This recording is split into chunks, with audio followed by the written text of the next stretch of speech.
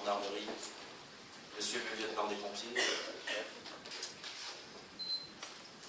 Monsieur le responsable des cadets des pompiers, Mesdames, Messieurs les élus, Mesdames, Messieurs les présidents d'associations d'anciens combattants, résistants et victimes de guerre, Messieurs les porte-drapeaux, chers concitoyens, chers enfants, chers jeunes de notre ville. Le 8 mai 1945 fut signé à Berlin l'acte solennel de capitulation sans condition de l'Allemagne nazie qui mettait fin à la Seconde Guerre mondiale. Ainsi s'achevaient nombre d'années de terreur, de souffrance, de spoliation irréparable et de privation. Aujourd'hui, dans cette salle, nous commémorons avec émotion le 69e anniversaire de la victoire des forces alliées contre le nazisme et la barbarie. Comme chaque année, nous tenons à rendre hommage aux combattants héroïques, aux victimes de ces terribles années de guerre, à toutes celles et ceux qui ont risqué ou sacrifié leur vie pour que nous recouvrions notre liberté.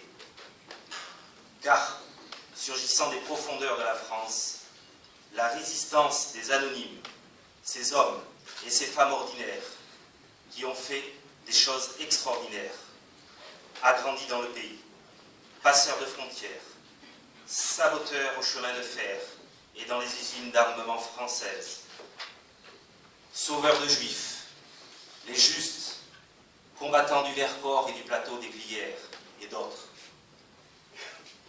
Malgré le temps et les pages d'histoire qui nous ont dévoilé tous les ressorts de ce terrible moment du XXe siècle, nous ne pouvons et nous ne pourrons jamais comprendre ce qui a pu germer dans l'esprit des hommes, ce qui a rendu possible l'horreur totalitaire et concentrationnaire d'exister.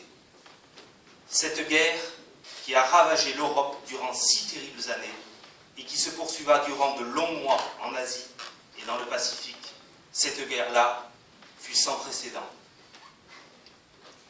Au conflit militaire entre nations s'est ajoutée une persécution volontaire et systématique de populations civiles, hommes, femmes, enfants, parce qu'ils étaient juifs, slaves, tziganes, opposants politiques ou homosexuels. Cette guerre fit plus de victimes civiles que de victimes militaires. La France pleure 600 000 morts et compte des millions de personnes déplacées sans abri ni ressources. Ce 8 mai nous rappelle donc que la paix, la démocratie, les valeurs républicaines, le respect de l'autre, la tolérance, le progrès économique, social ou environnemental sont des combats quotidiens et qu'à aucun moment nous ne devons baisser la garde, ni relâcher notre vigilance. Comme le disait le philosophe allemand Arthur Schopenhauer, l'histoire est au peuple ce que la conscience est pour un homme. Un peuple qui oublie son histoire est un homme qui perd sa conscience. Aussi, pour ne pas perdre cette conscience, nous devons nous souvenir aujourd'hui, demain, toujours de ce que signifie ce 8 mai 1945.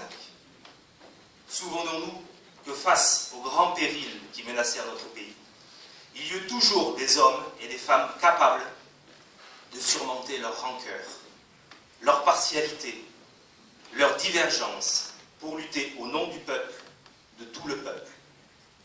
Je vous rappelle les paroles de Roger Delise. Liberté, liberté chérie, combat avec tes défenseurs. Vive la République, vive la France.